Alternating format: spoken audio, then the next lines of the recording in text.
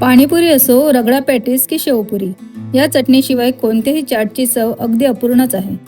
आज आपण पाहत आहोत विकतसारखी चमचमीत आणि परफेक्ट चिंच गुळाची चटणी, तीही अगदी सोप्या पद्धतीने। सर्वात आधी एका पॅनमध्ये पाणी गरम करायला ठेवूया। आता यात स्वच्छ केलेली चिंच आणि तेवढाच गूळ घालून हे मिश्रण व्यवस्थित उकळून घेऊया।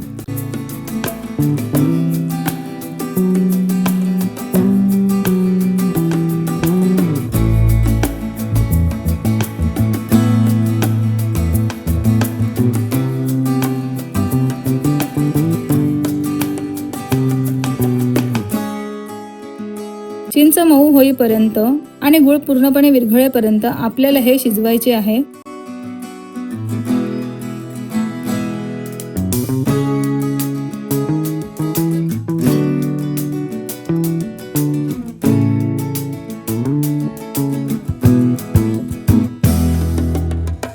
आता चिंच छान मऊ झाली आहे, तर आपण एका मॅशरच्या मदतीने ही चिंच पॅनमध्ये चांगली मॅश करून घेऊया, जेणेकरून त्याचा संपूर्ण कोळ पाण्यात उतरेल।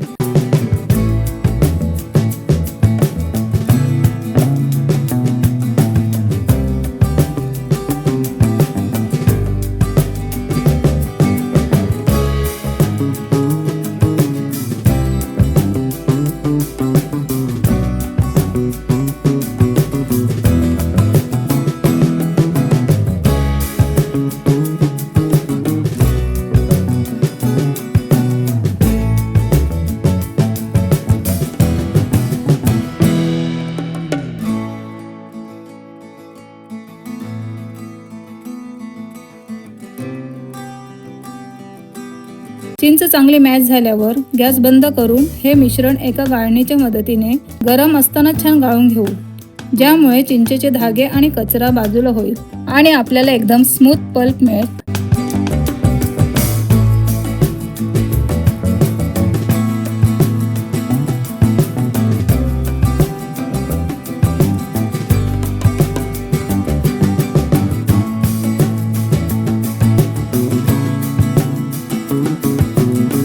आता हा गाळलेला पल्प पुन्हा पॅनमध्ये टाकूया।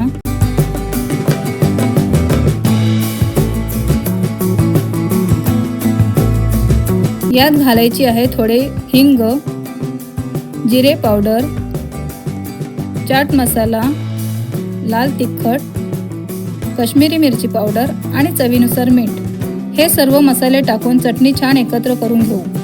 मित्रांनो, रेसिपी आवडत असेल तर आमच्या चॅनलला नक्की सबस्क्राईब करा, जेणेकरून अशाच नवनवीन आणि सोप्या रेसिपीज तुम्हाला पाहायला मिळतील।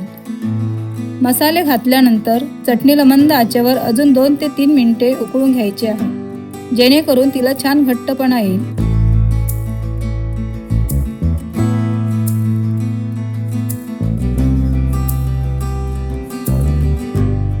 तुम्ही पाहू शकता चटणीला खूप मस्त रंग आणि परफेक्ट कन्सिस्टन्सी आली आहे।